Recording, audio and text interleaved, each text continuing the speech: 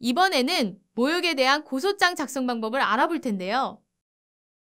이번 영상을 모두 시청하시면 사례를 통하여 어떠한 경우에 모욕죄가 성립하는지와 법원에서 모욕을 판단하는 기준은 무엇이며 고소장에서 필수적인 기재사항은 무엇인지 범죄 사실을 구체적으로 설명하는 방법과 사례에 맞추어 필요한 증거자료는 무엇인지 확인하여 고소장을 작성할 수 있습니다.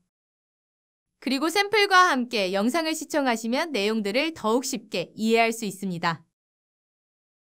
여러 사람들이 보는 앞에서 심한 욕설과 모욕적인 발언으로 피해를 보았다면 상대방을 모욕죄로 고소할 수 있습니다.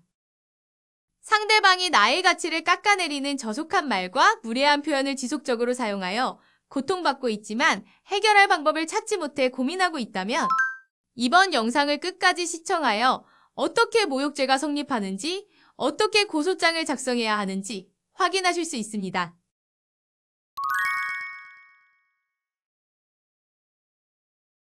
20대 남성 최모구는 서울 관악구 소재의 편의점에서 야간 근무 아르바이트를 하고 있습니다. 2021년 8월 3일 자정에 가까운 시간 최모구는 평소와 다름없이 혼자서 편의점 카운터를 보고 있었는데요. 그때 술에 취한 40대 남성 임모 씨가 편의점 안으로 들어왔고 임모 씨는 진열대에서 맥주 2캔을 가져오더니 계산도 하지 않은 채 맥주를 마시기 시작했습니다. 최모군이 계산하시기 전에 드시면 안 된다고 말하자 임모 씨는 내가 거지인 줄 알아 라며 신용카드를 던지고 벌컥 소리를 질렀는데요. 최모군은 무례한 임모 씨의 태도에 기분이 상했지만 최대한 친절함을 유지하며 던진 신용카드를 주워 계산을 한 후 임모 씨를 응대했습니다. 그러나 임모 씨는 다른 손님들이 보는 앞에서도 최모군을 향한 폭언을 멈추지 않았고 어린 놈이 싸가지가 없다. 가정교육도 못 받은 새끼라며 계속해서 욕설을 내뱉었습니다. 상황이 심각해지자 주변 손님들이 임모 씨를 만류하여 편의점 밖으로 내보냈고 임모 씨는 밖으로 나가는 순간까지 최모군을 향해 고래고래 소리를 지르며 난동을 피웠습니다.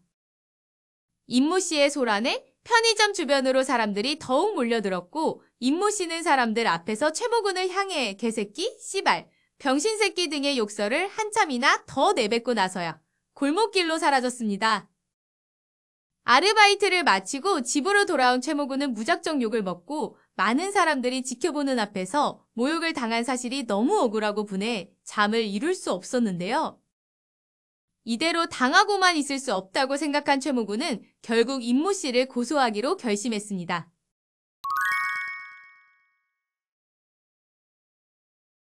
이번 사례에서 임모 씨의 행위가 어떤 죄에 해당하는지 알아보겠습니다. 임모 씨처럼 공공연하게 사람을 모욕하였다면 모욕죄에 해당하는데요. 우리 대법원은 모욕에 대하여 사람의 사회적 평가를 저하시킬 만한 추상적 판단이나 경멸적 감정을 표현하는 것이라고 판결하였습니다. 그리고 실제로 명예가 침해되지 않아도 추상적 판단이나 경멸적 감정을 공공연하게 표시하였다면 모욕죄에 해당하는데요.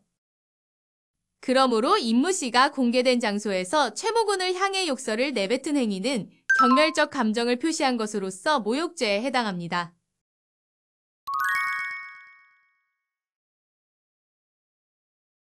그럼 위 사례에 맞춰 고소장 작성 방법에 대해서 살펴보겠습니다. 우선 고소장이란 범죄의 피해자 또는 고소할 권한이 있는 사람이 범죄 사실을 수사기관에 고소하기 위해 제출하는 서류입니다. 쉽게 말해 범죄의 가해자를 처벌해달라고 요청하는 서면인데요. 그렇기 때문에 고소장을 작성할 때는 가해자의 범죄 사실을 구체적으로 기재해야 합니다. 먼저 고소장을 작성하기 위해서는 아래와 같은 순서로 목차를 설정합니다.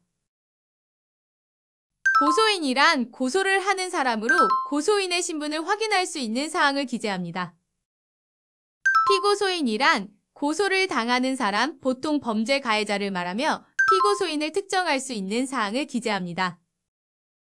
이번 사례에서 피고소인은 고소인이 근무하는 편의점에 방문한 손님으로 피고소인이 결제한 카드 정보를 제외하고는 아무런 인적사항을 알 수 없었는데요. 피고소인의 인적 사항을 전부 알지 못한다면 우선 알지 못하는 사항은 불상으로 기재하고 카드 정보 같은 특정한 정보로 피고소인을 특정할 수 있습니다. 그러나 특정한 정보조차 전혀 알지 못한다면 수사기관에 진술하는 과정에서 피고소인을 특정할 수 있는 방법을 찾아야 합니다. 고소 취지와 관계 법령은 피고소인을 어떠한 법령에 의하여 고소하는지 그리고 이로써 피고소인의 처벌을 구한다는 취지를 기재하는 항목입니다. 그러므로 이번 사례는 형법 제311조의 모욕죄 법령을 기재하였습니다. 범죄 사실은 본격적으로 사건 발생 경위에 대해서 기재하는 항목입니다. 그리고 피고소인의 범죄 행위를 설명하는 부분이므로 고소장에서 가장 중요한데요. 그래서 범죄 사실을 구체적으로 기재하기 위해서는 소목차를 만들어 정리하는 것이 좋습니다. 다음은 범죄 사실에서 반드시 들어가야 하는 내용의 소목차인데요. 작성한 소목차에 따라 범죄 사실을 어떻게 작성하는지 확인해 보겠습니다. 첫 번째로 고소인과 피고소인의 관계는 사건의 배경을 파악하기 위해 필요한 항목으로 고소인과 피고소인이 서로 어떤 관계인지 기재합니다. 이번 사례에서 고소인과 피고소인은 편의점 아르바이트생과 손님 관계로 해당 편의점을 특정한 후 고소인과 피고소인은 각각 아르바이트생과 손님임을 기재하였습니다. 그리고 피고소인은 고소인에게 모욕한 자임을 특정하여 기재하였습니다. 이 사건의 경위는 어떻게 사건이 발생하게 되었는지, 피고소인이 어떤 범죄 행위를 저질렀는지에 대하여 사건 경위를 구체적으로 작성하는 항목입니다. 이번 사례를 예로 들면 고소인의 근무지에 만취한 피고소인이 방문하여 고소인에게 행패를 부린 사실, 그리고 다른 손님들이 보는 앞에서 고소인에게 욕설을 하며 모욕한 사실을 시간 순서에 맞춰 기재하였습니다. 피고소인의 범죄 행위는 고소인에게 사회적 평가를 저하시킬 만한 표현이나 감정을 공공연하게 표현하였으므로 모욕죄에 해당함을 설명하는 항목입니다. 그러므로 피고소인이 공개된 장소에서 심한 욕설을 하며 고소인을 모욕한 행위를 기재하였습니다. 고소인의 피해 상황은 피고소인의 범죄 행위로 인해 고소인에게 발생한 피해 상황을 기재하는 항목입니다. 이번 사례에서 고소인은 피고소인의 범죄 행위로 인하여 정신적 충격으로 인해 편의점에서 근무하기 어려운 상황을 호소하였습니다. 이처럼 피고소인의 모욕으로 인해 발생한 피해 상황을 기재하고 이 외에 억울한 사정이 있다면 탄원서에 상세하게 기재하여 피고소인의 엄벌을 구할 수 있습니다. 소결론에서는 지금까지 기재한 범죄 사실들을 요약하여 고소인과 피고소인의 관계, 사건 발생 일시, 장소, 피고소인의 범죄 행위, 고소인의 피해 사실을 간결하게 기재합니다. 그리고 마지막 결론에서는 피고소인을 엄벌에 처해달라는 취지를 기재합니다. 증거자료는 피고소인의 범죄 사실을 입증하기 위하여 반드시 필요한 자료입니다. 증거자료는 각자 상황에 맞는 자료를 수집하고 제출하는데요. 이번 사례는 카드 정보로 피고소인을 특정하기 위한 피고소인의 카드 결제 영수증, 그리고 피고소인의 범죄 행위가 담긴 편의점 CCTV 영상을 증거자료로 제출하였습니다. 이번 사례처럼 피고소인의 범죄 행위가 담긴 CCTV 같은 자료를 제출하는 것이 피고소인의 범죄 행위를 가장 잘 입증할 수 있는데요. 또한 피고소인의 범죄 행위를 목격한 다른 사람들의 증언이 담긴 진술서를 제출하는 것도 좋은 증거자료가 됩니다. 고소장을 다 작성하였다면 고소장을 관할경찰서에 제출해야 하는데요. 이 사건의 경우 범죄 발생지인 편의점 주소지 소재의 관할경찰서에 제출합니다.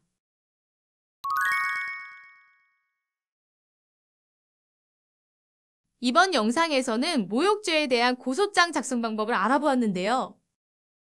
모욕죄 고소장을 작성할 때에는 타인의 사회적 평가를 저하시킬 만한 감정을 공공연하게 표현한 사실을 상세하게 기재하는 것이 핵심입니다. 그럼 여러분들도 용기를 내어 한번 작성해보세요.